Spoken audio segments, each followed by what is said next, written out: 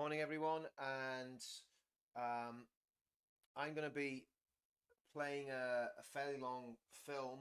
It's a compilation of loads of videos that I've done. It's a compilation with Ben in there. There's going to be a bit of music in it as well. Um, but basically, I'll be honest with you, I'm very concerned about the spiritual and political direction of our movement. Um, I believe we're at a time of we're at a crossroads in our movement, and we can go with what is good and what is right and what is spiritually righteous and what is right before God and what is right politically and what is right for the country. We can go down that road. Can everyone hear? Can you guys hear me? Can everyone hear me? Okay. For goodness sake. Hold on, guys.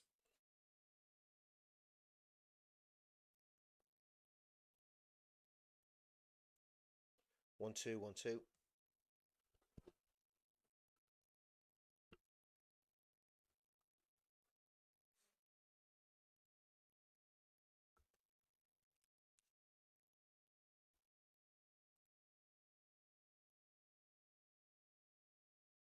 1 2 1 2.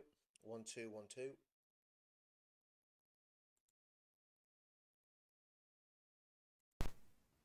1 2 1 2. 1 2 1 2 1 2.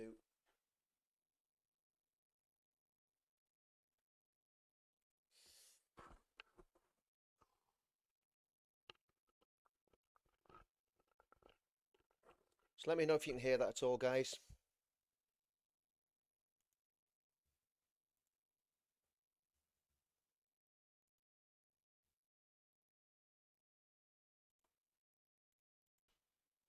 One, two, 1 2.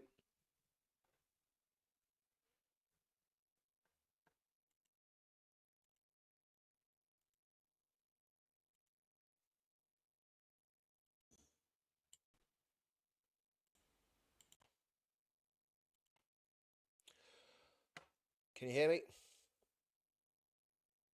Okay, guys. Fair enough, right? That's fine. Okay, I can't do anything about the volume. I haven't got time to mess about with it. We can hear just a bit quiet. Okay. Right, guys. Well, look. Anyway, I think the issue that we're facing, the issue that we're facing in the country, and the issue that we're facing nationally is an issue of absolute crisis. We're in a complete crisis in the country. We're in a complete crisis in our movement, in my opinion. We're at a spiritual crossroads, and I think we've got to be extremely aware of what's going on. And guys, that's the volume turned right up. I'm going to try something. Works any better?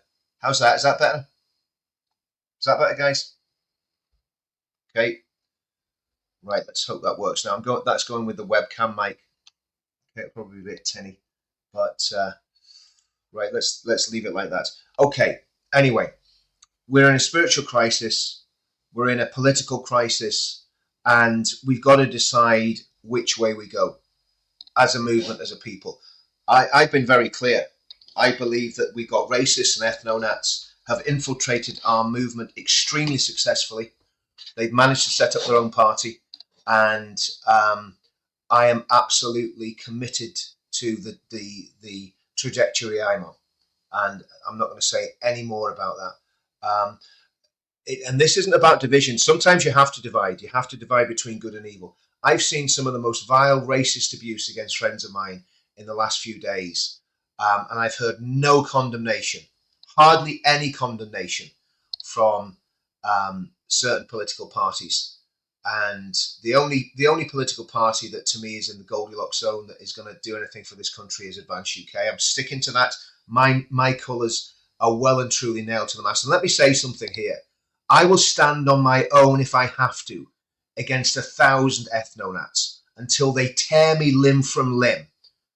And I'll still be scrabbing and biting and gouging as I go down, dying for what I believe in. Let me just put that very, very clearly on the record. I want nothing to do with ethno-nats. I want nothing to do with people that are so cowardly they won't even nail their colours to the mast and call themselves ethno-nats, but they cover it in the language of nativism. nativism. We're looking out for the indigenous people of the country. No, you are racists. That's not what you're about at all. You're about race. You're about ethnicity. That's not what our movement's about. It's not what I'm about. It's not what Tommy Robinson's ever been about either, incidentally. Okay? I'm not speaking for Tommy. Tommy speaks for himself. I speak for myself. But I will have nothing to do with ethno-nationalism. I'll have nothing to do with people that don't believe in democracy and want to appoint a dictator. I will have nothing to do with it. I never will. And I'm glad that Advance UK exists as a party, because I believe I will be vindicated in the fullness of time. Now, if the racists and the ethno-nats gain power, our country is finished. Our country is absolutely finished. But they're not going to gain power. But what they're going to do, they may well divide the country so badly that people on the right can never get elected in this country again.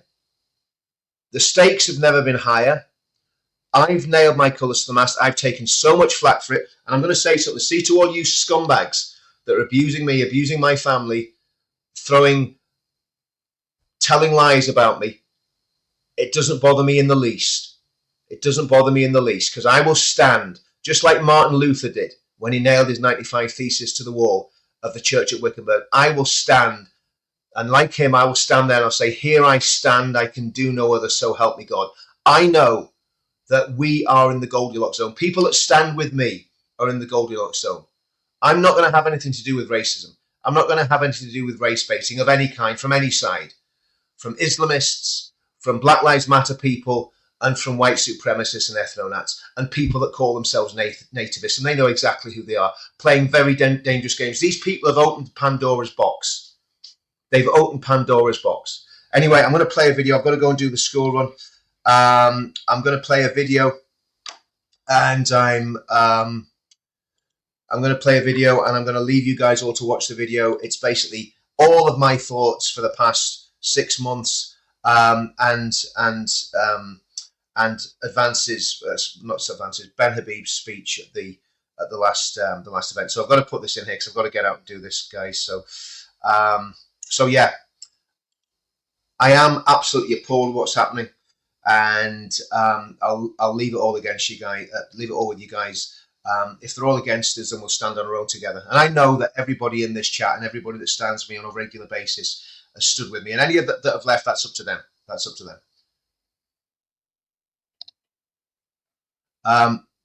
Yeah, right. I'm going to go here, guys. Okay, I'm going to go. I've got to play this. I'll play this, and I'll play this, and I'll see you all soon.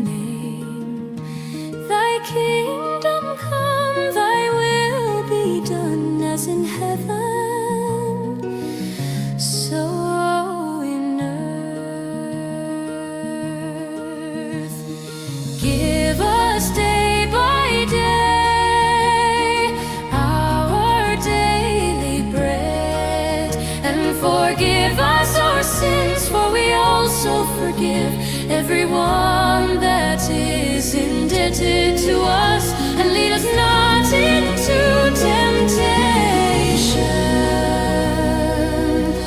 but deliver us from evil.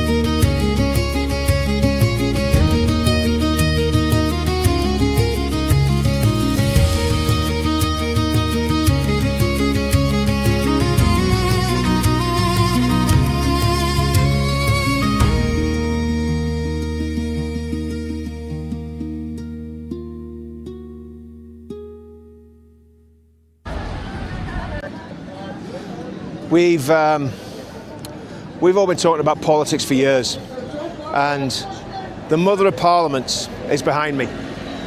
House of Parliament. An amazing, amazing structure, amazing building, amazing architecture. It's iconic. When everybody sees that, they know that they're looking at London. But without a political solution, without a political answer to the questions that we're facing, we're in a world of trouble. And there is one answer, there's a very good answer, it's Advance UK. I believe it's the only answer. We need that house that you can see behind me, absolutely stacked full of Advance UK MPs. We need Ben Habib as Prime Minister, I mean that. We want Ben Habib as Prime Minister, Ben for number 10. And at the next general election, we have a chance to do this. We really genuinely do. And it's up to every single one of us, what we do and how we do it. But for me, getting Ben Habib into number 10 Downing Street, well, as far as I'll be concerned, that'll be mission accomplished, job done. I can then put my feet up and relax and take it easy. Let's get Ben in for number 10.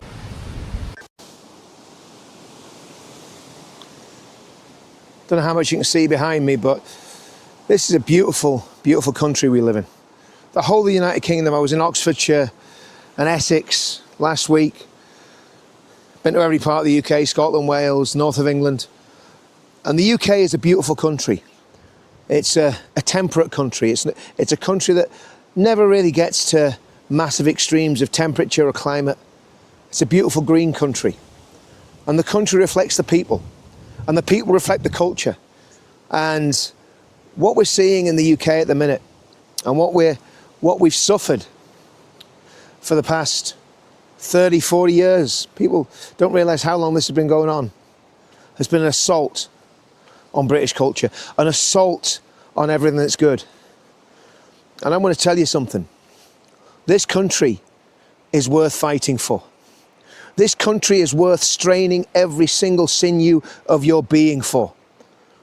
This great United Kingdom of Great Britain and Northern Ireland, and actually I'd include Ireland in that as well, because we might be cousins that have squabbled, but many Irish people are waking up to the fact that we've more in common than we have that divides us, and all the bitterness and bigotries of the past are being laid bare, and we're seeing that we've got a common enemy, and the common enemy, and it is an enemy. This is a fight of good against evil.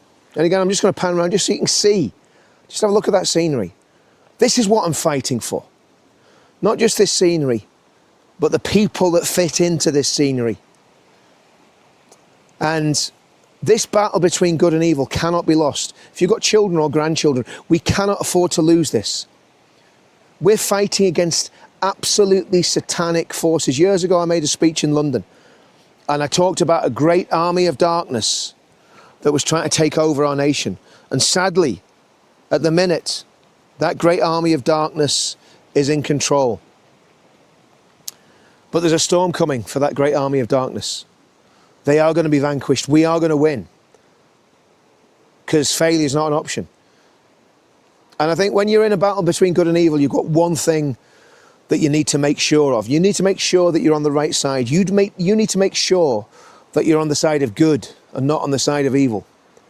And I know for sure that we're on the side of good. I know for sure that God is on our side. And if God's on your side, who can stand against you?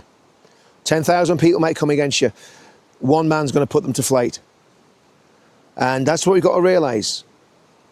This is a battle between good and evil. We're on the side of the angels, and we will and we must win. And who's the enemy? Who's in this great army of darkness? Well, it's the red and the green, isn't it? It's the communists, it's the globalists, it's the Islamists. That evil triumphant. The Islamists. Look at what they've done this week. Look at the carnage that one man has created in Manchester. Look at the carnage that the communists have created for years. We're not going to give up to them. We're not going to surrender to them. And of course the globalists, with their ideas of digital ID, control, AI, all the rest of it. We're living in the pages of the book of Revelation, guys. It's as simple as that. We are living in the book of Revelation. If digital ID is not something that's going to lead to the mark of the beast, I don't know what is. They want to control us. They want to manipulate us because they are satanic. They are evil. And the Bible's very clear. How do we fight evil? We fight evil with good. What's good? God is good. Only God is good. So we pray and we preach and we share the gospel and we live out our lives as Christians. And we get involved in society, we get involved in culture, we get involved in politics, we get involved in entertainment, we get involved in making videos. We start taking the culture back for Christ and for God. And that's what's needed. Because if we don't do that, if we don't fight on every single front, it's not just political. Political's part of it. It's political and it's spiritual. And the spiritual battle is far more important than the political or the cultural. Everything in culture, everything in politics is downstream of spirituality. When the atheists and the Islamists and the secularists and the people worshipping false gods are in control, everything falls apart. That's the story of the Bible from the Garden of Eden onwards. It goes right the way through. You look at those stories of all those kings in the Bible. But when God's in control, well, not God's always in control, but when we surrender to God and give God his rightful first place, that's when we see the greatest victories. Fight the good fight, overcome evil with good. See you soon. I want to talk about the pledge and what the pledge is about and what the pledge stands for. And there's 5 main statements in the pledge, and I'm going to deal with them one by one, but I'm going to do a video on each major statement. And the first statement is this: that we stand for freedom, equality under the law,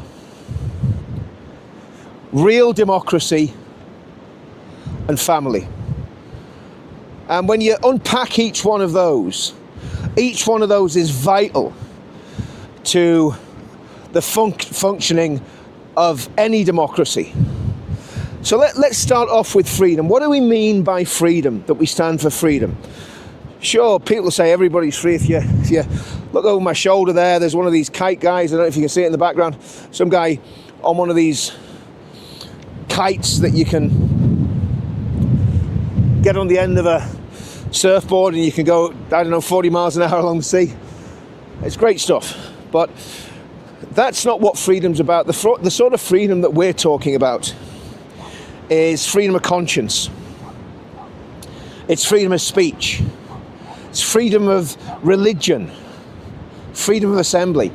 And under not just this Labour government, but successive governments, all those freedoms have been threatened and are actually coming under even more threat, especially when we look at things like the anti-Muslim hatred legislation and the definition of anti-Muslim hatred. They did call it Islamophobia, and quite rightly people said, well, Islamophobia isn't even a real thing. You know, people need to catch themselves on. So they just changed the name, but kept the same purpose. And the purpose is to stop people being able to speak out. It's to silence people. And giving one religion a privileged position, especially with the atmosphere that there is in this country at the minute, is a very, very dangerous and foolhardy thing to do. But that's what the government's doing. And they're doing it for obvious reasons. They want to placate the Muslim vote and so on and so forth. So that's one of the freedoms that has been curtailed. But one of the other freedoms that's been curtailed, and again, this is where, as much as I hate to say it, we would have common cause with some people on the left, and it's freedom of assembly. I believe at any time and in any place, people should have the freedom to go out and protest peacefully about things that they feel passionately about. And we saw this curtailed massively after the dreadful slaughter by, I won't say the man's name, but you know who I'm talking about, the slaughter of those 3 angels in August. Was it August? It was August 2024. And there was a demonstration at Downing Street, and people went there and they protested peacefully. And many of them were arrested, and people were sent to prison for singing songs about Allah. That's what happened to a train driver, a 61-year-old train driver. Wonder how he's doing. Nobody talks about him anymore. 61-year-old train driver sent to prison for singing songs about Allah. And that was a direct attack on freedom of speech, freedom of religion, and freedom of assembly. And those court cases should never have happened, and those people should never have gone to prison. And this Labour government's responsible for that. So the pledge stands, and remember, the pledge was written before all this stuff happened. And the pledge stands absolutely, completely against the attack on freedom of religion that we've seen going on. And when we started the Veterans Against Terrorism, and I worked with some of the different football groups, some of the lads from Chelsea and some of the other groups, and we basically wrote mission statements. And our mission statements were... Oh, what about, yes, didn't you see? Our mission statements were directly targeted at people that were attacking freedom, religion, freedom of speech, even back in 2017. So this idea of freedom is vitally important. And how do they attack our freedom of conscience? Well, it's the intimidation, the consistent intimidation of people who have opinions different to the mainstream. And again, that has been a dreadful, dreadful assault on freedom of conscience. So if you have a certain ideology, a certain belief system, you'll be shunned by polite society. They will deliberately try and ridicule you and make you feel stupid.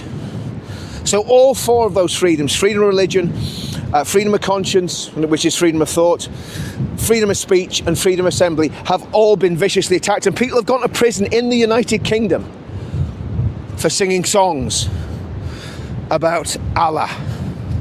Go figure. Go figure the direction of travel that our country's going in. So the pledge has consistently stood against all that sort of stuff. Just realised I've got myself into a situation on the beach here where I'm on the wrong side of a river, so I'm going to have to turn around and go back this way. So the pledge is committed to standing for those things. And again, the whole idea of the pledge is to call politicians to account. So even though I support Advance UK and I'm a member of Advance UK, to me the pledge is above politics. And it sits above any party. Whether it's Advance UK, whether it's, well, whatever the party is.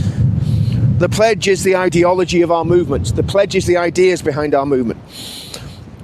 So the next one. Equality before the law. Now, this isn't the DEI type equality. This isn't the sort of equality that discriminates against... I mean, this is the crazy thing about the modern equality. To lift other groups up, they discriminate against the majority groups. And talk about a recipe for disaster. Well, we're seeing the outworking of that recipe for disaster as we see the rise in the ethno-nat parties and the ethno-nat groups and so on and so forth. But the equality we believe in is this: that every man, every woman is made in the image of God. And if you're made in the image of God, then you intrinsically have equality.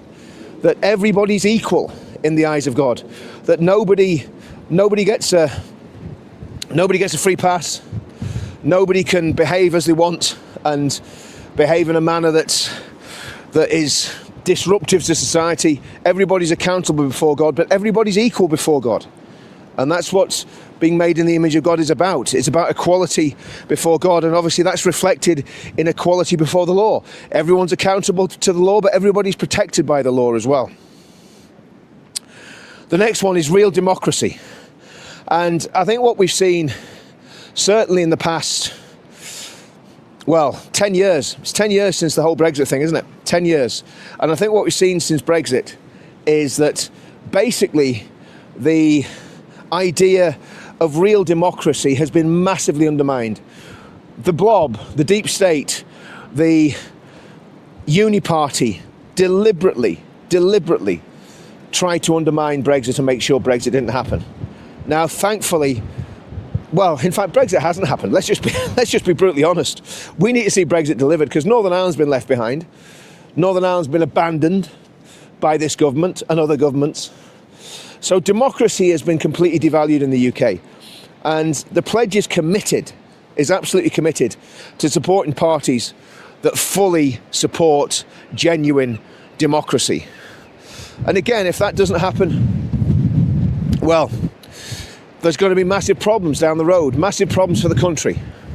And the final one is the pledge stands for family. And that's a very personal thing, because every single human being, every single person that's watching this video, in some way, shape or form is in a family. Even if you're an orphan, you still have a family somewhere. You still have people that you're connected to. You still have kith and kin. And again, that's a very, very important point and a very important idea that we've got to get our heads around and understand. So, and I think the way that the pledge can protect families and look after families and encourage families to prosper and grow is by defining what a family is. And somewhere along the line, a family has to consist of one man and one woman who came together and made children, whether it goes right the way back to Adam and Eve or whether it's your mum and dad or my mum and dad. That's a family. That is the core of a family. And again, that needs to be protected, and it needs to be looked after, and it needs to be supported. So yeah, that's the first principles of the pledge. I hope they make sense. Hope they're understandable, and I'm going to do a video like this every day, just going through what the pledge is really about. And do me a favour, like and share this video. Share the pledge, sign up to thepledge.org.uk. The purpose of the pledge is to save the country. And that's the same purpose that Advance UK's got as well. So anyway, okay guys, see you all soon. I think it's safe to say that we all need a plan. And that could be in your personal life, it could be for your family, it could be for your business, your community. Well, we need a plan for the country. And I believe we're in a unique position. And when I'm talking about we, I'm talking about Tommy supporters, Unite the Kingdom, patriots, people that love the country, veterans, football fans, the people that walk this road with me and with Tommy and with others since 2017. And why do I think we're in a unique position now? Well, I think we've got basically a toolbox. And inside that toolbox are the tools to pull every single lever of power that you can possibly conceive to change the country for the better. And I'm going to go through them. First of all, the Unite the Kingdom rallies. This is a massive, massive movement. The country has never seen anything like this before. How many people were at the event on the 13th of September 2025 will be debated forever. But what we do know is this. There was a lot of people there. And the deep state, the media, were panic-stricken. But if all those people just come out once a year, walk around London, have a really great time, build up some friendships, build up some fellowships, and talk about what the problems are, then that doesn't really solve anything. We actually need solutions. So as well as having this mass cultural movement, we need ideology. We need something to believe in. Now, there's two things that I think are vitally important in terms of belief. The first one is, and anybody that knows me for long enough will know, there you go, Richard's going to mention the pledge. Well, the pledge is basically a codified ideology of everything that we believe. It's an amalgamation of mission statements that were written, that were put together from 2017 onwards. It was written down, it was codified, and then we got people to sign it. And at the minute, we've got probably about 70,000 people, genuine people, who have signed the pledge. You lose some, you gain some. It should be 1 million, but that's another story. So the pledge is part of the ideology. That's another tool in the toolbox. We've got the Unite the Kingdom rallies. We've got the pledge. Now, the next thing I want to talk about isn't a tool, because nobody uses the next tool in the toolbox. It uses you. And that is Christianity, genuine Bible-based Christianity. people's lives getting changed, people's lives getting put back together. That's what Christianity is about. Christianity is about God meeting men and changing them for the better and then taking them to heaven. A lot more to it, obviously. We could talk about the atonement, we could talk about the resurrection, we could talk about the virgin birth, we could talk about the fall of man, all those things. But Christianity is the glue, is the religious glue that has held our nation together since probably about 300 AD, if the truth be known, because Christianity came to these islands with the Romans. So there's three of the tools in the toolbox. But if you have all of those tools and you don't have a way of changing power and changing the governance of the country, then you're going to be extremely frustrated and you'll probably end up falling foul of the complete traitors that are running the country and that have run the country into the ground for probably 50 or 60 years. Everybody blames Tony Blair, and he's got a lot of blame, but this goes right the way back to Roy Jenkins and the Permissive Society in the 1960s. So we need political change, and that's where the final piece of the jigsaw, the fourth pillar of how we're going to save our country comes in, and that's Advance UK. And I believe with all my heart that Advance UK is the party that's going to save our country. I know the people that are involved in the leadership. I'm not in the leadership. I'm deliberately not in the leadership because I say some very controversial things. And what I don't want to do is do anything to frustrate the chances of Advance UK forming the next government. And I believe that's possible because I know the talent of the people that are involved in leading that party, and I will support them as long as they keep on the track and on the path that they're on. I will support them, and Tommy's supporting them.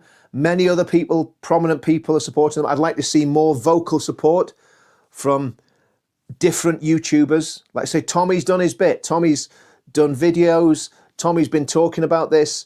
Tommy's been mentioning Advance on a regular basis.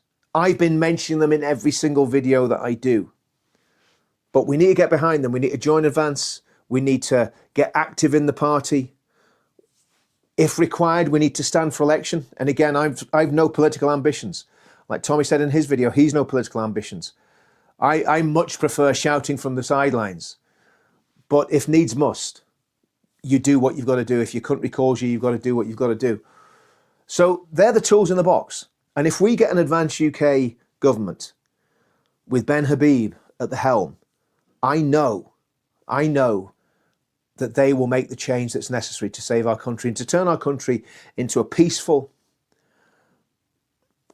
harmonious, prosperous, forward-thinking nation that it needs to be, based on those values that are so British: freedom, equality, democracy, and sovereignty. Remember, we took democracy around the world. We took freedom around the world. We took Christianity around the world. And now people are coming back to us and bringing Christianity back and coming back to us and telling us that we need to protect our democracy. Advance UK is the only party that's going to do that. So that's the tools in the box. Unite the Kingdom, the pledge, a Christian revival, which we can't manufacture. That only God can do that. And finally, Advance UK as the party that will protect everything and renew everything that we hold dear. See you all soon.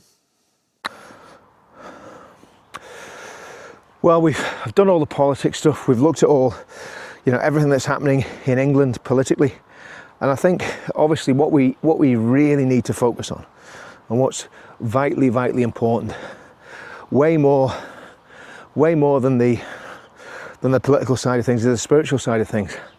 And I would just encourage everybody to pray, because I think we're at a very pivotal moment in what we call the movement in the UK.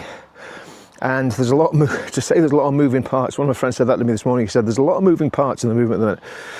I said, yeah, it's what we used to call a target-enriched environment. In other words, we're surrounded, okay? But we need to pray. We need to seek God, and I keep getting this all the time. Seek ye first the kingdom of God. Seek ye first the kingdom of God. That's what we've got to do. We've got to take all of these issues, all of these political problems, take them to the Lord. And that's the most important thing. Because if God's in it, it'll work. It's not, it might work. If God's in it and God's behind it, it'll work, and it'll work in the most unusual ways, ways that we don't expect. And our great country, our beautiful country, and the beautiful people in our country saw revival. They took the gospel all over the world. When you have Nigerian Christians coming back to the UK and setting up churches and reading from the King James Version of the Bible, that's not a coincidence. That's because British missionaries went to West Africa, they packed their belongings in coffins, they went to West Africa, they preached the gospel to the people, many of them died within weeks of getting there. And the African church was born, or the West African church was born. And man, it's been a church that's been forged in fire. But Britain did that. Britain spread the gospel. Britain spread civilization. Britain spread democracy. Britain spread the legal system. And yeah, we've got to really, really focus on the kingdom of God and focus on Christ and focus on prayer and praying that God's will be done in our great nation. See you all soon. I think a lot about what people say about the church, and the letter that the so-called leaders of the churches in England sent, well, I don't even know if they sent them to, well, they certainly didn't send them to me, and I'm one of the organisers of the events, but the letters that those church leaders, the public letters that those church leaders published about the Unite the Kingdom rally, they're reprehensible, you know, absolutely reprehensible. And I thought about what Tommy said. Tommy was being interviewed by one of the writers, a Jewish gentleman, one of the writers for The Spectator, Jonathan someone or other. Can't remember his full name. But, and he said this to him. He said, look, he said, when he was in prison, he says the pastor that managed to speak to him, the pastor that got through was, well, first of all, he was Asian, which I thought was fantastic. He was an Asian guy, but he said he was a geezer, he was a lad, he was from the street. And I thought about that, and I thought, what the church does is, it really does, to a great extent, I've got to be careful what I say here. I'm not about the true church. I'm on about the sort of sissified woke church, not the masculine, muscular Christianity that we need, but the very, very wet, limp-wristed, lame version of church, which isn't church at all. And what we need is a church on the street. And there's a lad I see preaching, I think he's in Newcastle, big lad, and he preaches the gospel, and he's fearless, and he's out there relentlessly. I hope he's still doing it, I hope he's still going on with God. But I've seen him a few times on YouTube, seen other people on YouTube, out in the street. I used to do that for years. Had people spit in my face, had people attack me, and listen, I was a lot more capable then of fighting back than probably I am now, and I still wouldn't back down from too many men now. But when I had a Bible in my hand, never retaliated. In fact, everything I've done in the movement, I've never actually got involved in punching people or getting violent, because I've always felt God's protection. And that's not being a wimp, by the way. That's just doing what the Bible says and turning the other cheek. Someone comes up and punches you on the jaw, tries to punch you on the jaw, you've got every right to defend yourself. Every right to defend yourself. Turning the other cheek doesn't mean you become a doormat and let people kick you up and down the street.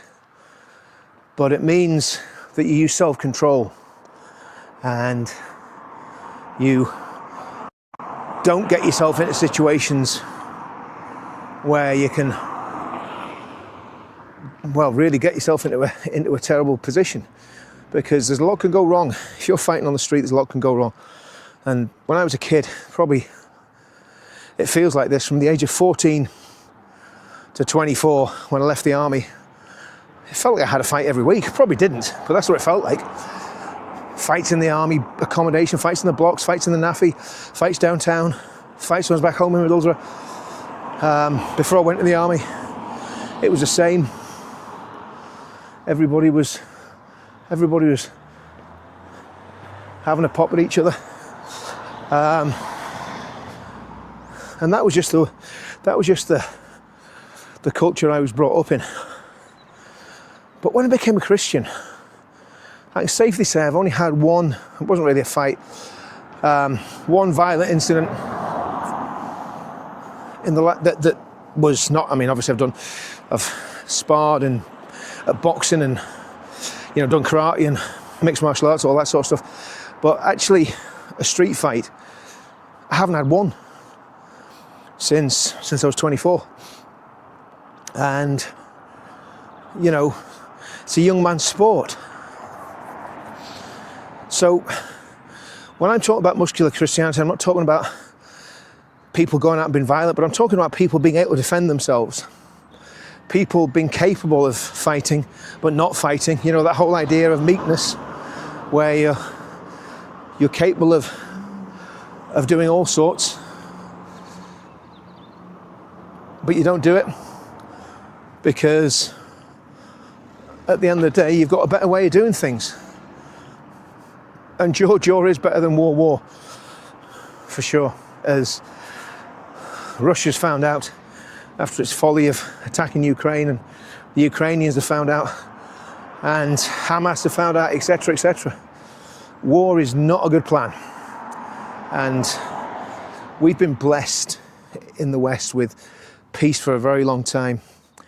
And when you think about Northern Ireland and the Troubles, Northern Ireland still bears the scars of what happened in the Troubles. And there's still a mentality in Northern Ireland that can explode very quickly. And in a way, that's a strength, because it means that people from Northern Ireland, communities in Northern Ireland, don't like getting pushed around and stand up for themselves, even if that means against the state. However, the reality of the situation is, what we never want to see is going back to the days of, turning on the news and there's another soldier, policeman, civilian, loyalist Republican killed innocent people that maybe weren't innocent, but there was a lot of death and it left a deep scar. And my fear is that if we don't get this right with what we're doing in Unite the Kingdom, in all the other little movements that are going on, we could end up in that situation.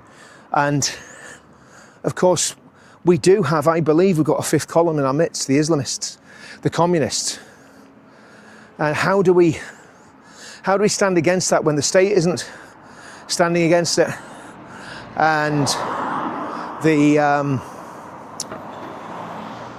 politicians, the police, nobody's standing up for the little guy? So how do you fight back against that? And I think it's got to be through building community, not through being violent, but building community, building a community of strong, robust men that can box, that can fight, that have been in the military.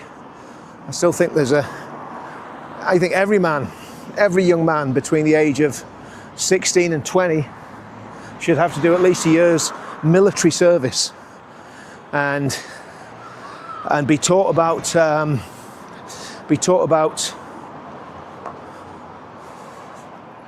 patriotism, military history, and the great things that the United Kingdom did.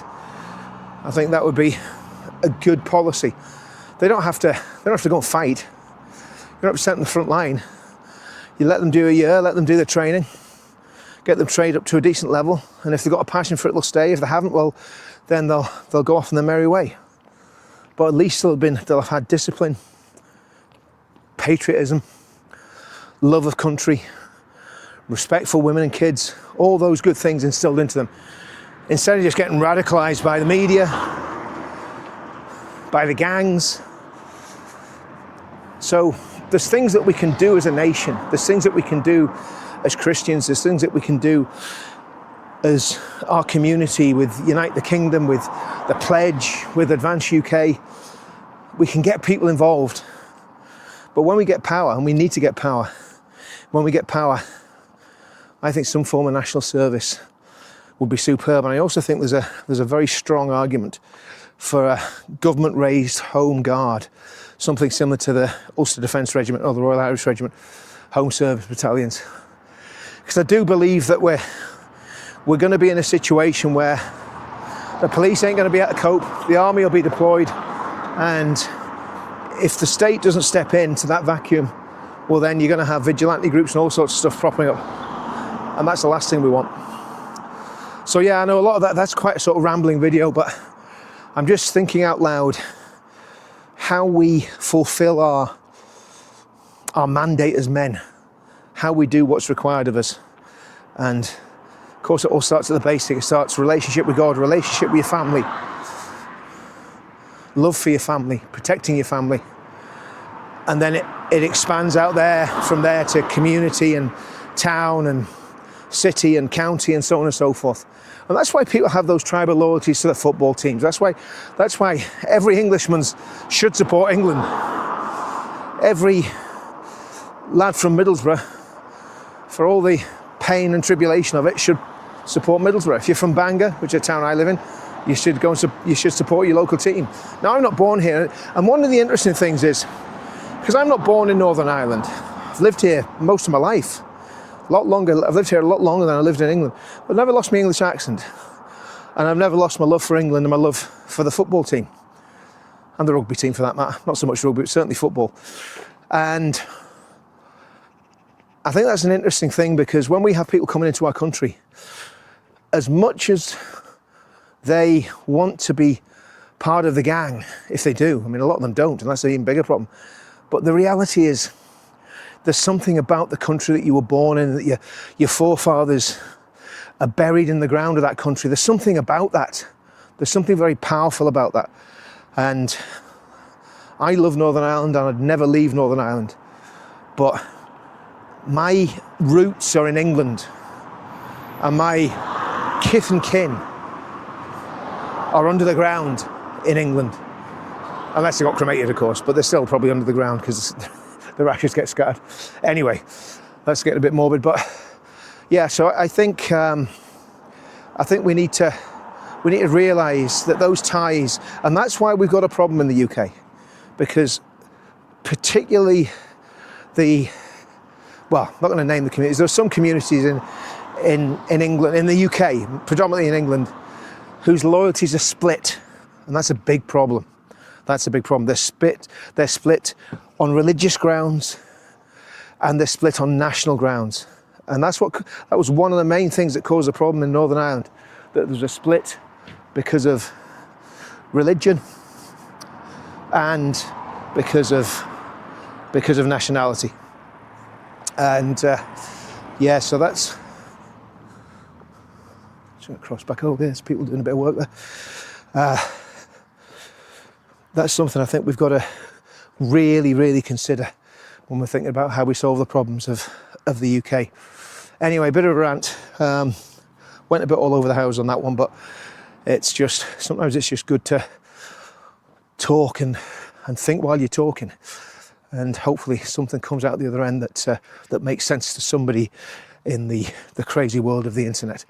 And again, one of my main priorities in doing this is to try and make sure that our country stays peaceful, stays free, and stays Christian. See you all soon. Had a great meeting yesterday with I suppose what you call a political advisor, who did a massive amount of work during the peace process in Northern Ireland, basically explaining, I think, and articulating why violence had to be moved away from. It wasn't just him, there was a lot of people involved in it, but he was involved in political loyalism. He was not a loyalist paramilitary, but he was involved in political loyalism, and he speaking to him yesterday, just an amazing depth of knowledge of unionism, of what working class Protestant and loyalist communities are crying out for and really need. And sadly, I think the conclusion we came to yesterday was, to a great extent, working class, whatever you want to call them, working class Protestant unionists and loyalist people have been massively let down by the peace process, by the state, sometimes by their massively by their politicians, and sometimes even by the community leaders. And I think the thing that we were trying to figure out is what can be done politically to help people in working class loyalist areas, and actually not just working class loyalist areas, but also Republicans to a great extent. People in Republican areas, nationalist areas, have been massively let down as well. When you look at the cost of housing in Northern Ireland, the lack of housing in Northern Ireland, the lack of amenities, the lack of resources, right the way across the board, it affects both sides, it affects both communities. And I think what we were talking about was really how do we get working class people in Northern Ireland seriously engaged in the political process. Don't get me wrong, there are some great politicians. I mean, my local MP, Alex Easton, great local politician. He engages with everybody, he talks to everybody. He's not in any way sniffy. Some lunatic just threw a ball at me, but these things happen. It's just a test of my reflexes, but there we go. No, don't worry, mate. No, that was certainly a test of reflexes there for sure. But yeah, you know, one of these things that people throw balls with, yeah, it just for the dogs. The guy just threw it, and you could see his face was horrified that he thought he just hit a 6'2" bruiser on the head with a tennis ball. Anyway, I'm going off on a tangent. That's what happens when you walk on the beach. Very dangerous occupation, walking on the beach on a Saturday afternoon in Bangor. But yeah, so we had long discussions about is there a way to help people, because that help just is not coming at the minute. And it's because of the left. The crazy thing is the people who pretend to care about the working class, the British and the Irish working class in Northern Ireland, probably care the least. I think that's fair to say. You know, the Sinn Féin, Alliance, SDLP types, they've no interest. They've really no interest in what's happening in their own communities. The DUP, UUP a little better. I think probably at the minute the best of a bad bunch is Jim Allister. I've met Jim Allister and spoke to him personally, and Jim is concerned about what's happening in Northern Ireland. But again, his party is not where it should be. You know, and is it fully engaging with people in grassroots unionist communities, and could it ever engage with people in nationalist communities? It's doubtful. So how do you get something that will engage at that level? And you know what my answer is going to be. I think there's a massive gap in the market, so to speak, and I think Advance UK could fill that gap, and I think Advance UK could make a massive difference. Again, it's got to get its policies right. It's got to get away from the sniffiness of dealing with working class people. Now, I'm not saying Advance UK is like that because it's a brand new party, but it's got to make sure that it will fully engage with everybody. And I think Ben's showed that he will, because he's engaging with me, and he's engaging with Tommy Robinson, and he's engaging with other people on the naughty step in terms of the British government, on the right of British politics, on the naughty step, so to speak. So Ben is engaging, and I think we've got to work out how he can engage with people in Northern Ireland that the mainstream politicians and the mainstream political parties just refuse to talk to. And again, how can there be engagement? And this is literally the vote winning and the election winning combination. If somebody can straddle the working class Protestant with the working class nationalist communities and bring people together for the common good and for making this great country of Northern Ireland properly cohesive, not the high-level meetings that were had back in the day, but bringing people together under one political umbrella that they could jointly vote for, that is, well, it would be unashamedly pro-British, and that would be a very, very difficult pill, I think, for a lot of nationalists to swallow. But how can that be done? How can the sectarianism and the years of mistrust be broken down so that we can actually literally reach across what used to be the barricades? I mean, the troubles are over for a long time now, and there's loads of mixing, but there is still a rump of people that are driven by sectarian bigotry, sectarian hatred. I don't want anything to do with that. I don't care whether you're a Catholic or a Protestant. It doesn't interest me. I'm not bothered about a sectarian headcount. But what I am bothered about is making Northern Ireland work and seeing Northern Ireland work. And I wonder, and I'm hoping that Advance UK is going to have the answers to that. But to do that, there's going to have to be some brave moves taken on all sides to make the magic happen. And that's what I'm hoping for with Advance UK. So again, I'm just a lowly member of Advance UK. I'm just talking off the top of my head. But I think the more ideas we can get out there into the open, and the more we can talk about what's needed and the hard decisions that people need to make on all sides to bring something together that could actually bring everybody together in Northern Ireland and push the extremes to the extreme. Because I believe there still are extremists. I believe the Alliance Party is an extreme party. I really do. I mean, that sounds crazy. The Alliance Party was meant to be the one that brought everyone together. I believe Sinn Féin are an extreme party, and I believe there's other extremists as well. And what we need to do is find a way of bringing people together and making this country an amazing place, and the place it should be. Because I've got friends on from every side of the community. Some friends that you would scare the life out of you, but they're my friends. And I'm never gonna throw somebody under the bus because of what their past looks like. And I think that's something that any politician that's operating in Northern Ireland needs to bear in mind. See you soon. Okay, ladies and gentlemen, to deliver the first of our policies, please welcome Party Leader Ben Habib.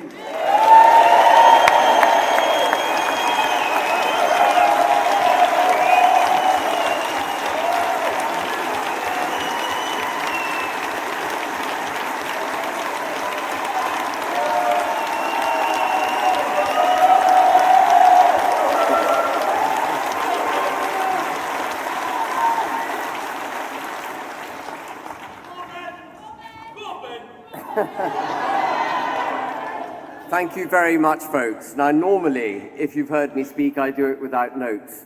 I thought since I was going to give you our first couple of policies, I might note some of them down, and I've noted them down for you. So this is going to be a relatively easy speech, I hope, for me to make, not completely coming out of my mind. But before I start, can I just say, isn't it peculiar that a so-called racist party has a multi-ethnic leader?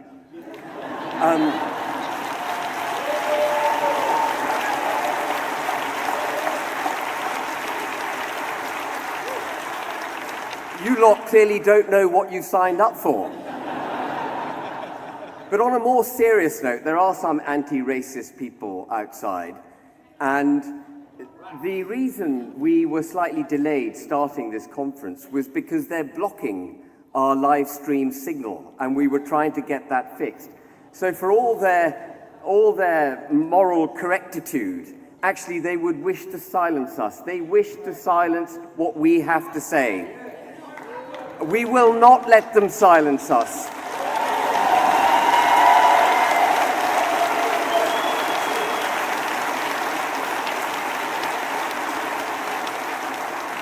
Now, when I first indicated on the 30th of June 2025 that I was considering launching a political party, I set two hurdles for the party. The first was that we would have to hit 30,000 members.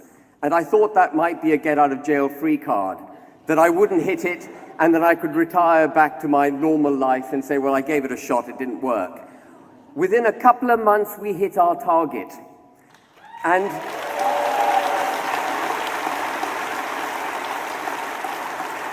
if you had said to me then that in 6 months, Ben, you will have nearly 40,000 members, you would have fought your first council by-election and got 12.3% in it. Where's the wonderful Alex Stevenson?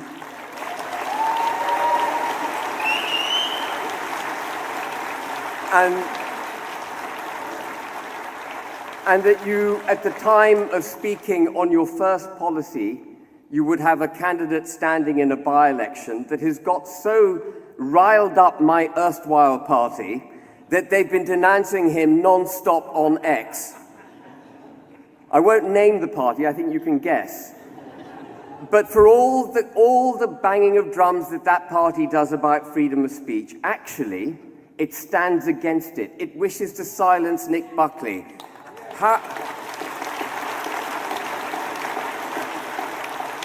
How astonishing it must have been for them that a political party wished to stand a candidate in an election. How bizarre a concept is that? But as Nick said, whatever happens in that by-election actually won't make a jot of a difference on the national stage, but in one respect. If we do well in that by-election, it will send a seismic shock through Westminster.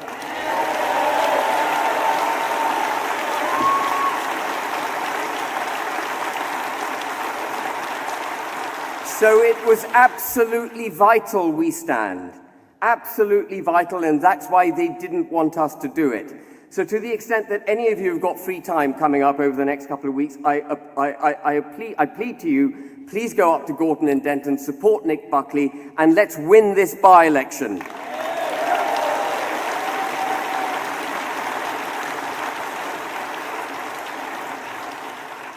Now, before I start on the first policy, I do just want to thank a few people. I want to thank the Emmanuel Centre particularly, because the location of this venue was given away earlier this week, and following the disclosure of the location, they were inundated with the so-called anti-hate people trying to shut us down, the anti-racists trying to shut us down, and they held their ground. And I'm very grateful to them.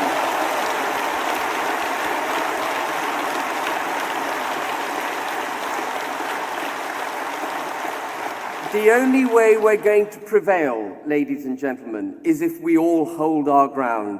We must not bend. We must keep standing up, whatever they do and whatever they say.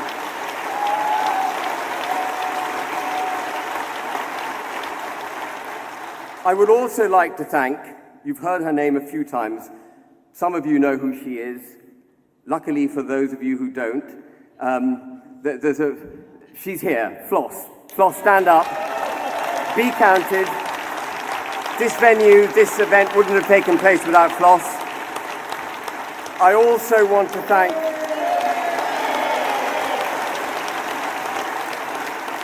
She can be a bit of a pain sometimes, but she got this together. I want to thank Françoise as well, who's head of events. Françoise is here somewhere, who's been instrumental in doing this. And then I want to thank David Rhodes, who habitually repeatedly tells me he wants to take a back seat. Well, for someone who wants to take a back seat, he's heading up the policy development of Advance UK. He's a phenomenal member of our college, and without him, we wouldn't have what I'm about to disclose to you.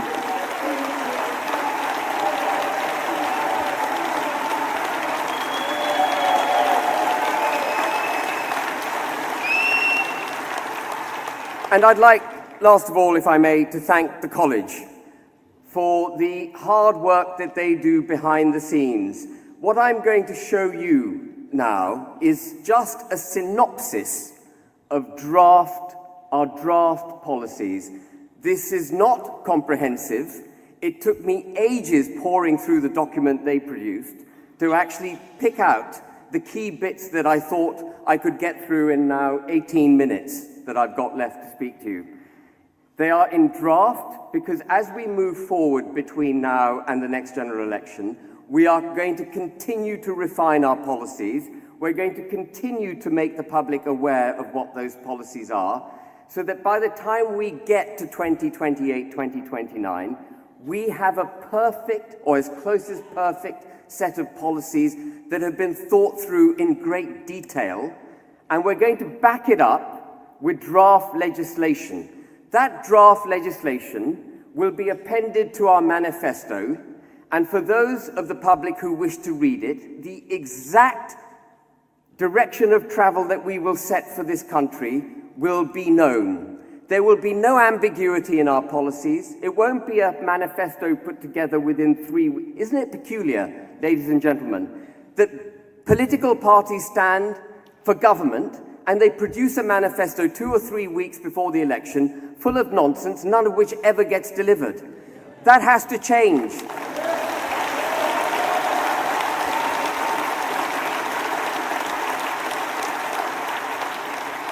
And so we will have draft legislation. And the benefit of having draft legislation, there's multiple benefits. The first of which is that the British people know precisely what it is we're going to do, so we can't let them down. We've made it crystal clear. The next benefit, and this is really important, is that the Lords can't interfere with it. The civil service can't interfere with it.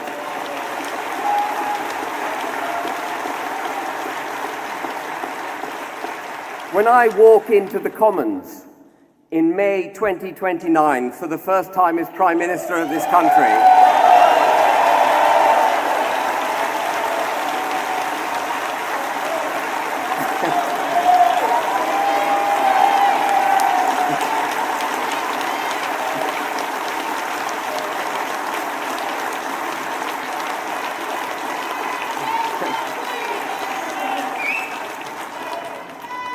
that is the risk of being a leader of a political party.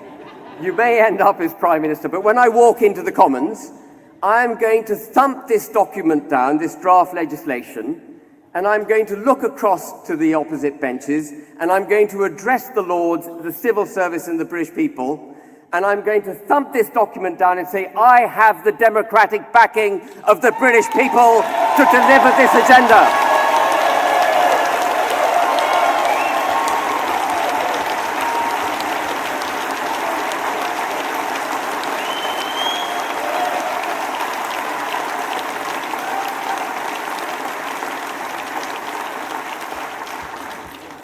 We have one last chance to save this country.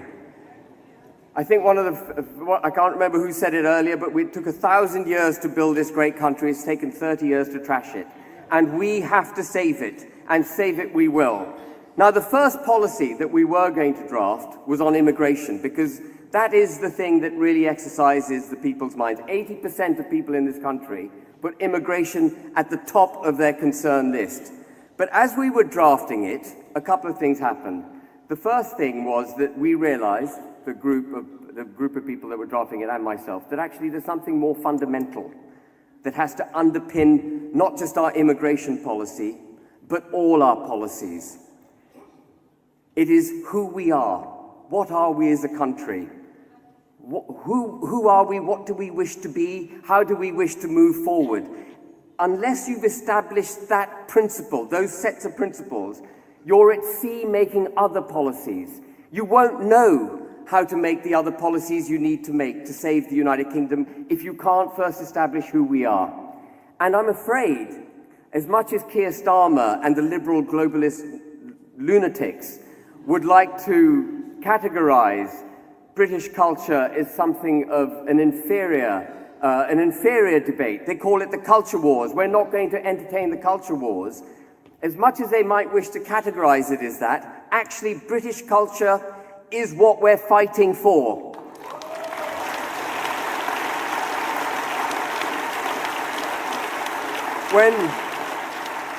When we went to war against Hitler, we didn't go to war for economic advancement. We went to war to save our way of life, to save our constitution, our culture, our people. And we are at that point again. There aren't guns being fired, but we're at a point where we have to fight that same battle for our way of life. So,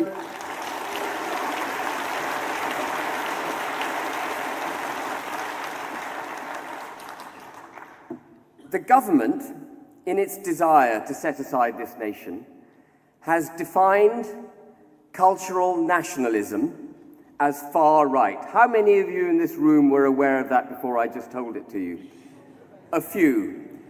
The government of the United Kingdom has denounced British culture. If you look up far-right terrorism, you will find that it defines it as violence perpetrated in the pursuit of far-right ideologies, and one far-right ideology that it cites is cultural nationalism.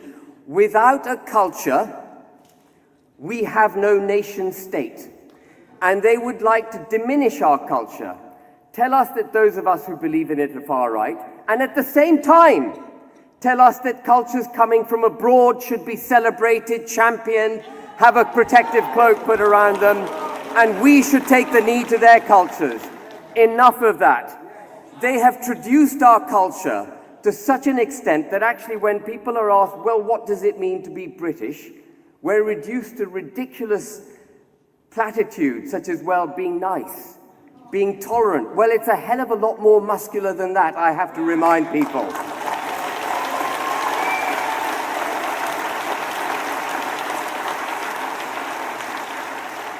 British culture is a rich, woven web of brilliance.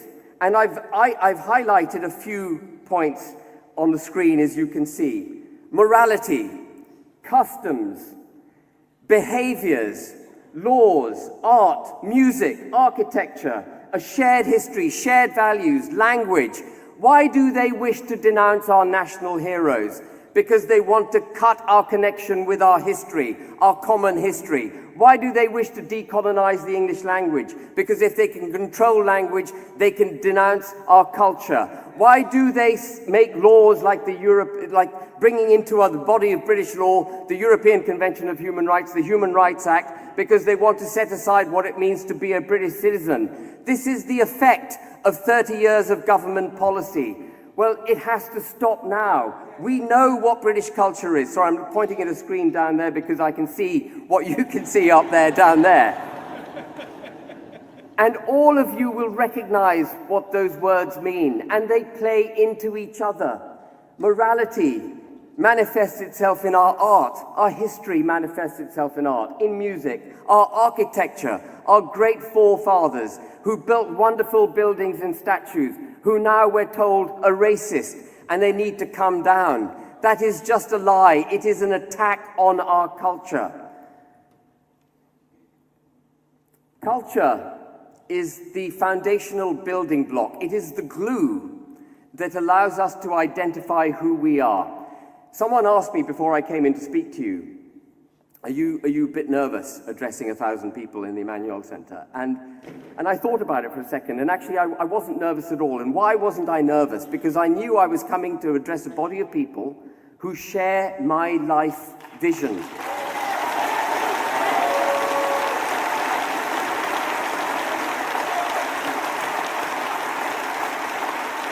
We are of the same culture. You are our family and I am your family. And that's how it has to be.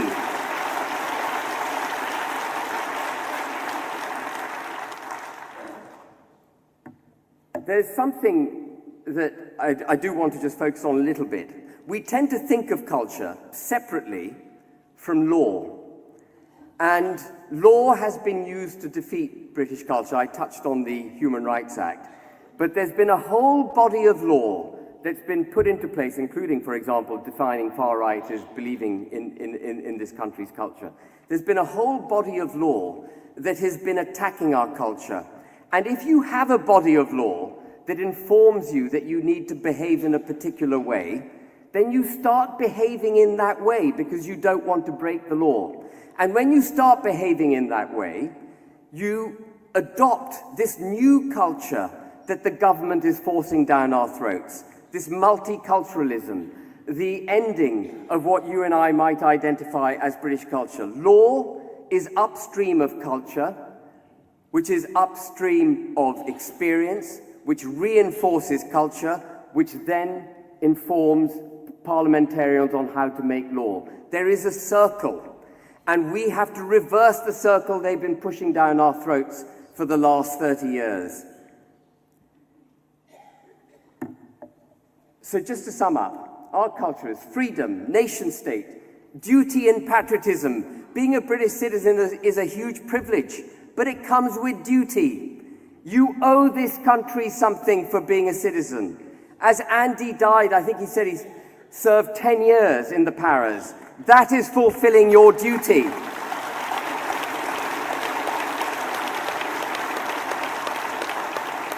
I've had a great life.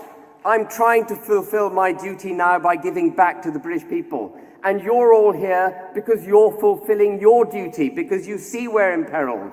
That sense of, that contract between to this country, you are going to save this country through that cultural commitment.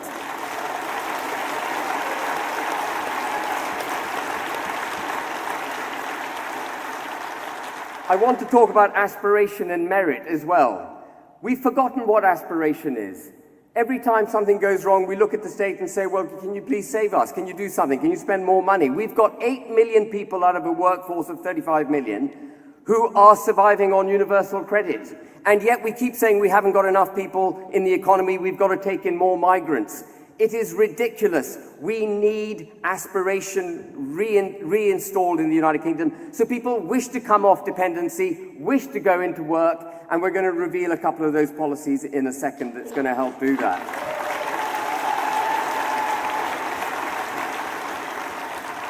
But as I said, law comes upstream of culture, and there are some fundamental legal changes that we would do on the first day in government. The first thing we would do, and it's kind of ironic, really, that we would be doing this, because it was us that set up the European Convention of Human Rights. I can't remember, again, which brilliant speaker earlier said that some European countries are grateful for us having saved them from the grip of Nazi tyranny.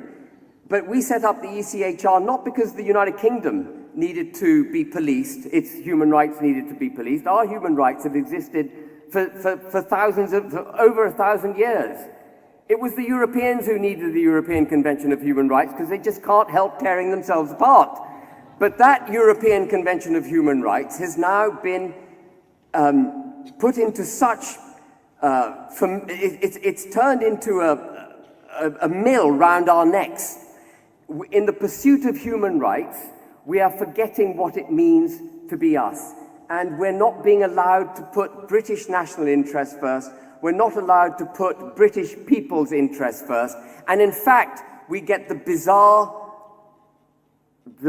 result that often we will protect criminals and denounce victims, as we've seen with the rape gangs. All of that comes from the European Convention of Human Rights as put into the body of British law through the Human Rights Act. That was one of Blair's initial gifts to the British people, and we are going to repeal it on the first day in government.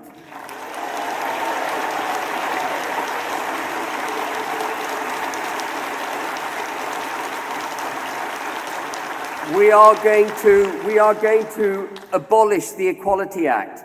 There's nothing about equality in the Equality Act.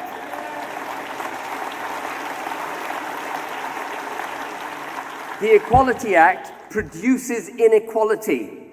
It informs us that you will be judged by the color of your skin, your ethnicity, your religious beliefs, not by the content of your character. Quite the opposite of what Martin Luther King had in mind.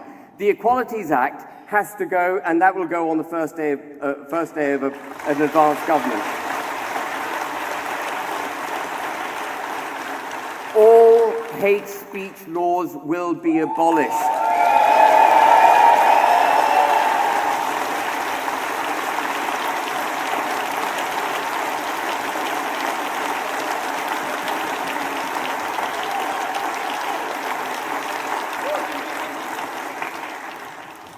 And now the last one, and you might think, why the hell is Ben going back to the withdrawal agreement that got us out of the European Union? Well, the withdrawal agreement is a bastardization of the United Kingdom. It did not give effect to our leaving the EU. What it did was rearrange our rearranged the United Kingdom's relationship with the EU. In many ways, it made it worse. And I think all of you know that if we are still embedded, infected with the global order, we will never be able to put this country first. And there's something particularly bad about the withdrawal agreement, and many of you, all of you perhaps, have heard me speak about it before, which is the Northern Ireland Protocol. We have become... A lot of people think Northern Irish politics is a minority sport. It isn't. When a country puts a flipping border down the middle of itself and heaves off over 1 million citizens to a foreign power, subject to foreign laws adjudicated by a foreign court, you know that country has lost its way. Northern Ireland, the Northern Ireland Protocol is not just about Northern Ireland. It is about us rediscovering who the hell we are. Are we going to stand by our British brethren, or are we going to throw them under a bus? I know what I'm going to do. And we are going to get rid of the withdrawal agreement.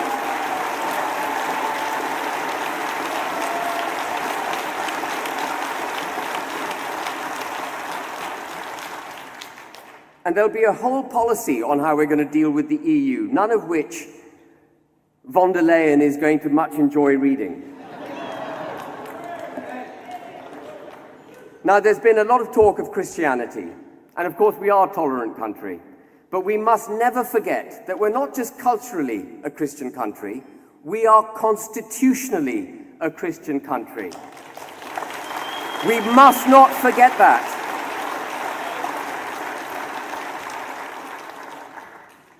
How is it that it has come to be that people talk about the United Kingdom as if it's a multi-faith country? Sure, you can have different faiths. You can be an atheist. You don't have to believe in Christianity. But if you live in this country, you must recognize that this is a Christian country.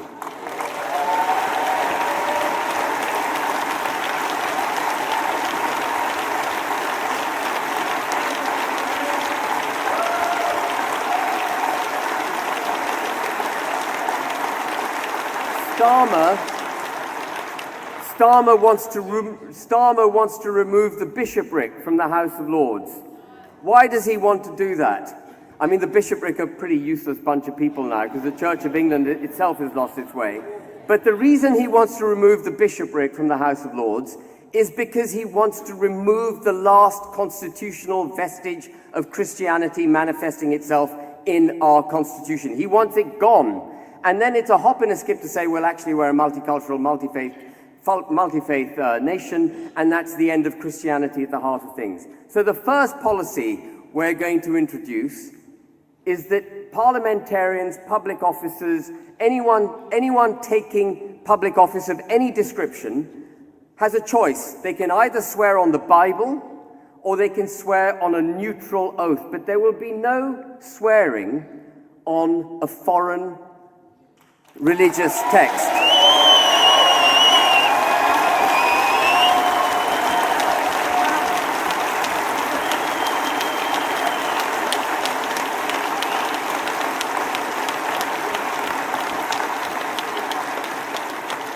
We will promote our Christian heritage, our culture. If you go back to the slide where I laid out what culture means, Christianity infuses every part of that, our art, our buildings, our statues, what we fought for. If you go into a church in this country, you all know this. You go into a church in a foreign country, and what you see are trappings of Christianity. You walk into a church in this country, and you see the trappings, obviously, of Christianity, but you see also, alongside them, the heritage of this country played out through remembering those who died in the various villages where these churches are, those who died in the great wars protecting this country, protecting our Christian heritage. Our church and our heritage and our great military past, which is very, very important to this country, they all go hand in hand, and we will reinforce that Christian heritage.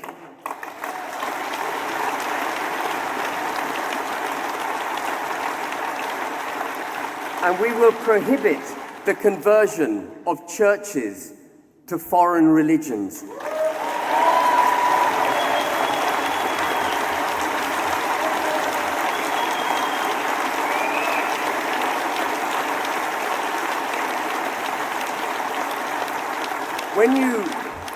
When you see a church being converted to another religion, that religion is basically saying, we've beaten you. We've taken your building. That is going to stop.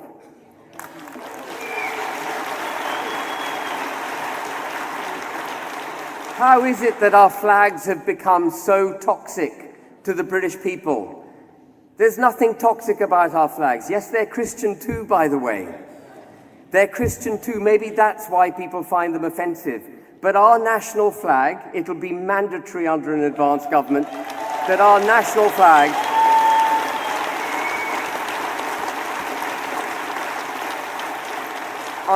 flag will fly on every building that is of public ownership.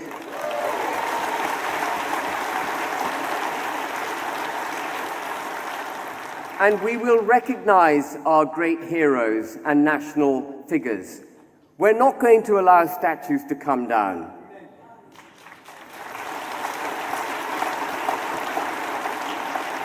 If you let your statues come down, you forget who you are. And I did a debate recently at the Oxford Union in which I talked about Cecil Rhodes in glowing terms. You can imagine the kind of response that got. But the Rhodes Scholarship was bequeathed by Rhodes, saying that it should be blind to ethnicity and religious beliefs. Did you know that, folks? He was not a racist. He was a good man. And we are allowing our national heroes to be denounced. That has to stop too.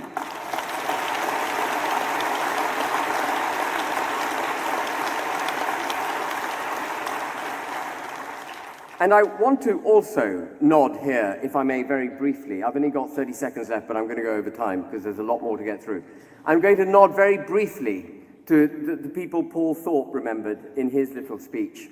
For every national hero we have, Wellington, Winston Churchill, Nelson, the Duke of Marlborough, behind them stood hundreds and thousands and millions of working class people.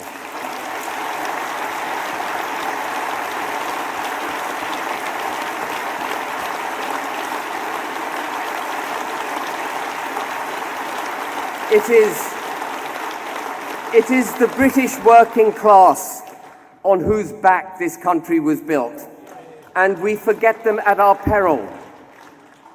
When Nelson said, "England expects every man shall do his duty," people, the working class who manned those ships, weren't petrified as I perhaps might have been. They cheered. They went into the French and Spanish fleet, bold in heart, and they laid down their lives to save our country. That is what culture is.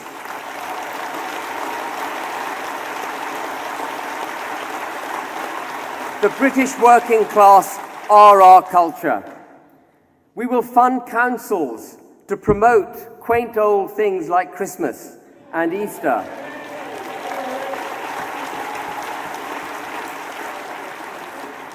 And we will speak English in every public sector.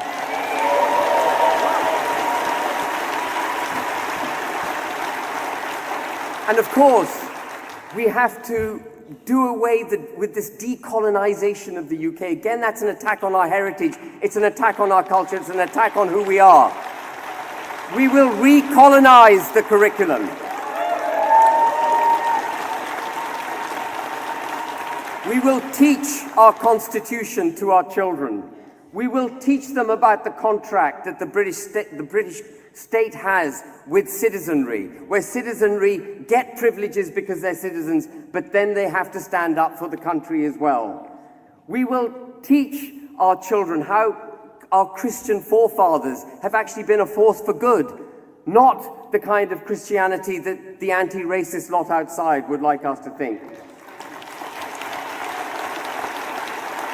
And let me just remind everyone that our national anthem is actually a hymn.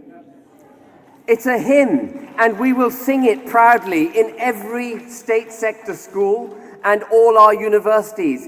It will be celebrated.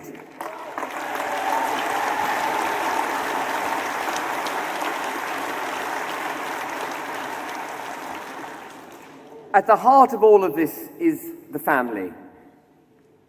And we are going to protect the family. We are going to destigmatize actually having children. We're going to destigmatize women looking after their children. And we're going to do that practically as well. This idea that you should reward people who can't afford to have children through a dependency culture of handing out benefits is wrong. Benefits for having children should be removed. You should be encouraged to have children through the tax system. You should be encouraged to get married. You should get a tax break. For every child you have, you should get a tax break. And you should be encouraged to stay at home and look after your children by getting a tax break. Get the tentacles of the state out of my family.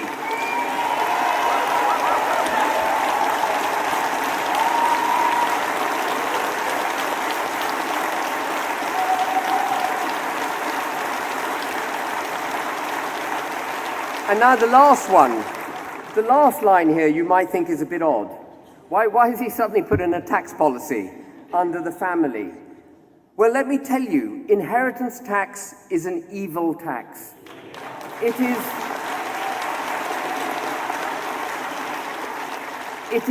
raises not much for the exchequer, but it's a fantastic tool for the far left because it forces families to sell their homes, break their connection with the country, sell their businesses, break their connection with the economy of the country, sell their farms, break the connection with making food domestically in this country. It is an attack on the connection between the British people, its heritage, our heritage, and the land. And that's what they want to do.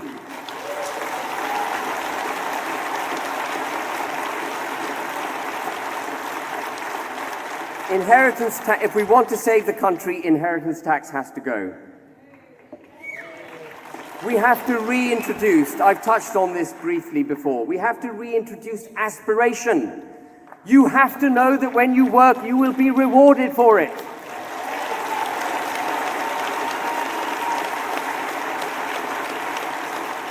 How can you go forward with confidence during the day if you think that every time you earn a pound, the government's going to reach into your back pocket and nick it, and then use that money actually to keep those people who refuse to work in the state that they're kept, and not just them, but foreigners who've come to this country.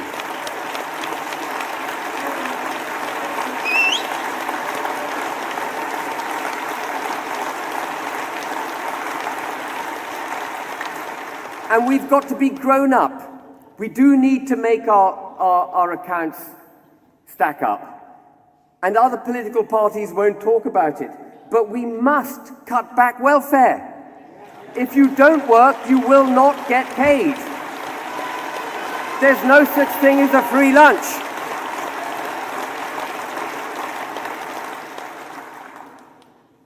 We're going to pursue British farming. I'm going to have to rush a bit, folks. We're going to pursue British farming.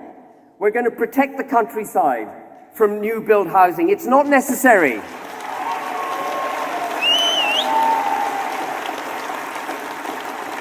We've got exhausted villages and town centres across the country, full of property that's vacant, that can be repurposed. You know why we can't repurpose it? Because of net zero. We can't repurpose it because of net zero, so they go and build on the green countryside. It's lunatic. And they take our country, once the countryside's gone, it's gone. We will reverse that.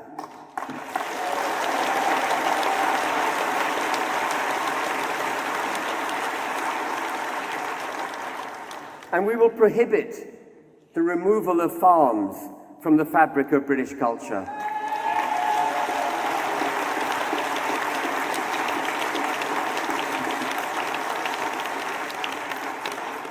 Andy talked about the risk of prosecution when you serve this country. But there's also something else that we've done for our veterans, which is absolutely horrendous, or haven't done for our veterans, is we've turned our backs on them after they have served the country. We don't give them housing, we don't give them priority housing. We don't look after the mental health issues that they often have when they come back from war zones.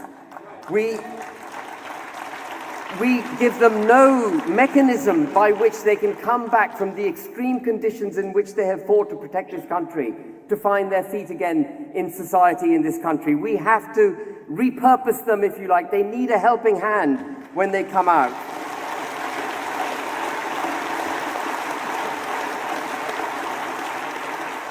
And we will obviously get rid of any, I mean, I love the way Andy said it, you know, if we're going to put an officer or a member of the military on charge, well, then it has to go all the way up to blooming cabinet ministers. That's a good one. I think that would be the end of the prosecution of anyone in the military.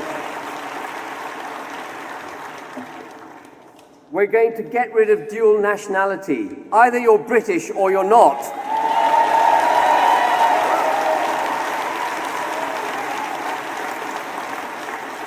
We will define multiculturalism as an extreme far left form of ideology, which we will denounce.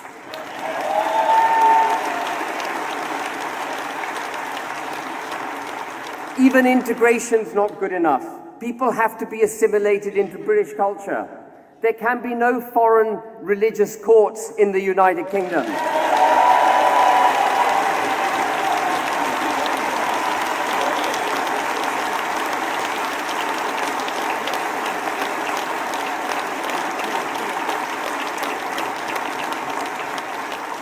There can be no public calls to prayer.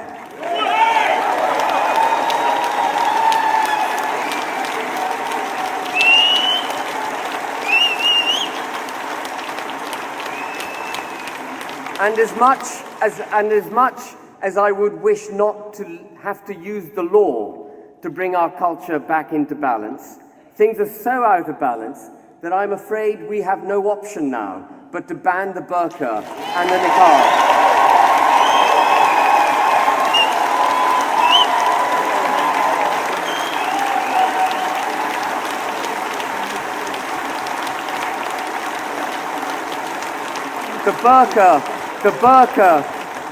The burqa and the niqab are the outward expression of the repression of women. How did we get there?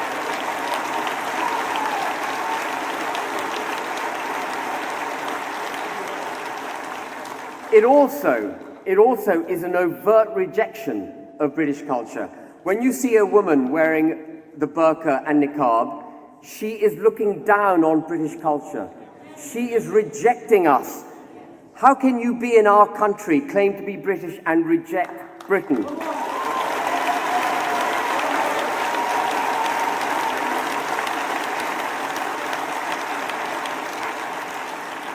And finally, I mean, we shouldn't have to say this, but finally, we will ban first cousin marriage.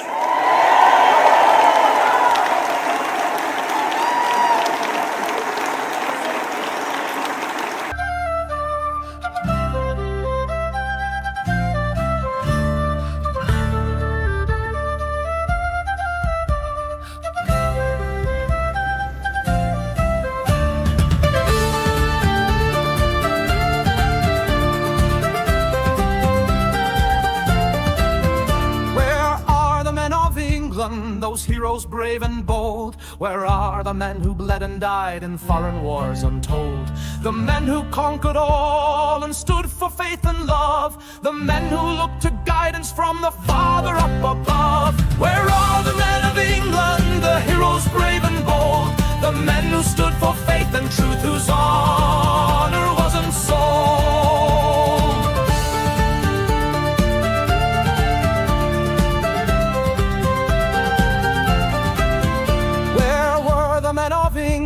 England when rape had so depraved, took the daughters of our nation who forever they enslaved. What of the men of England that looked the other way? They took the country shilling, they never made their play. Where are the men of England, the heroes brave and bold, the men who stood for faith and truth, whose honor wasn't sold?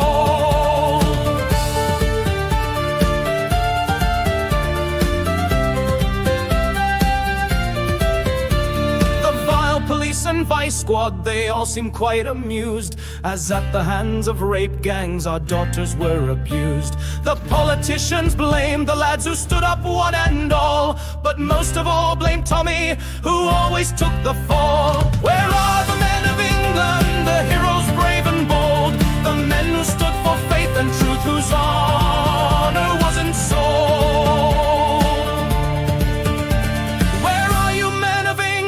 For now we all must stand. The future of our children is still within your hand. The future not yet written for this green and pleasant land.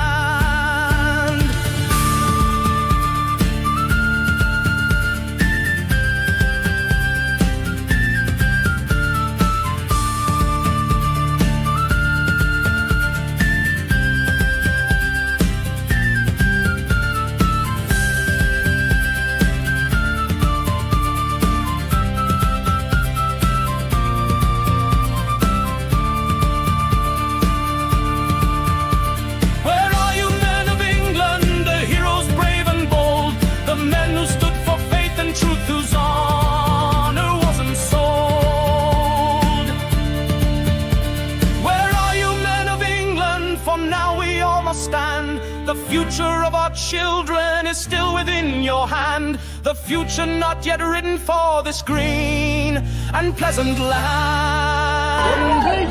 This morning, my friends, I asked a question. This morning. I said, where are the men of England? You're here! You're here! You're here!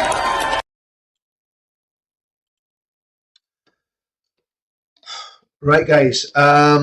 Again, thanks for staying tuned into that. I'll do something similar tomorrow as well, because I've got a school run. I'm going to do the school run again tomorrow. I don't want to sow division. Okay, I don't want to cause problems, but I will not. And I'm not going to mention names. I'm not even going to mention parties, but I will not stand with ethno-nats or people that call themselves nativists, because nativism is just another word for ethno-nationalism, and ethno-nationalism is another word for racism. And a lot of my friends have been abused. A lot of my friends have been on the verge of giving up because of this, and because of all the stuff that's going on. And we've got to find a way through this, and it is extremely stressful at the minute. I've been getting hits from all over the place, right? I listen to criticism where criticism is valid, and people that have counseled me for years, whether it's family members or friends, I will listen to their advice. I won't listen to anyone that's given me grief. I'm going to come out fighting. That's just the way I am. It's just the way I'm made up. But what I will say is this, okay? My issue is I will always stand against anyone any sniff of ethno-nationalism, any sniff of racism or nativism. That's not for me, and I'll stand against it. And to me, and this is for everyone that's been watching what's been going on for the last few weeks, Advance UK, from that conference that I just played there, Advance UK is the only option politically to save this country, in my opinion, in my humble opinion. And we've got to be very, very cautious and careful about who we jump into bed with, politically, obviously. It's I think the stakes are so high. I think the stakes are so high. So, like I say, it's my once I get something into my head, it's very difficult to get it out of my head. But I am very concerned about what's going on with the genuine far right, with the ethno-rats, and the way they've been amplified and the way they've been given a voice. And I'm always going to stand against that. But again, I'm not going to be attacking individuals. Not even going to attack parties. What I'm going to do, I'm going to examine the ideology that is leading to this, and it's nativism, it's ethno-nationalism, and it is not to do with culture. It's not really even to do with heritage. It's to do with DNA and ethnicity. And I will always stand against that. I'll always stand against that, because that is not a Christian biblical position. Okay. Okay, right. We're right. Richard Benn has said it now. I know. And I'm not,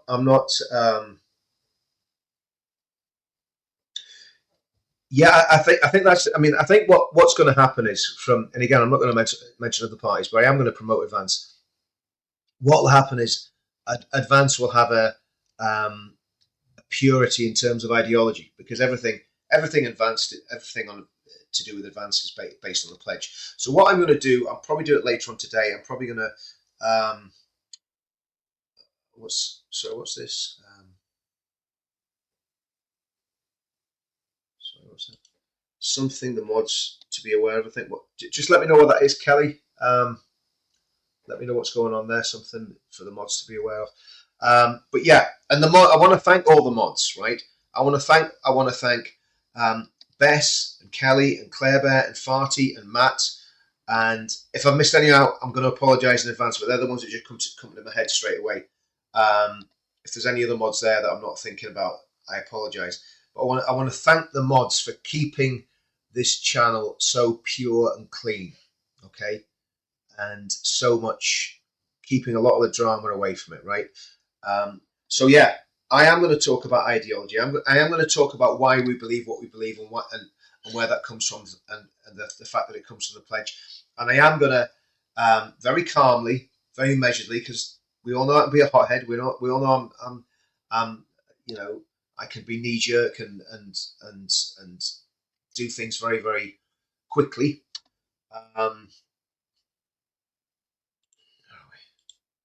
Where's that comment? It's a great comment that just came in. Let's see if I can see it. Sorry, where is it? In Christianity, Jesus loved all people of all skin colours and ethnicities. Spit my teeth out. Absolutely, 100%. Guys, I'm going to close that stream off there. That's 2 hours of really good content. Which I think is, is great, and we'll just keep going, and we'll keep fighting the good fight. Okay, guys, see you soon.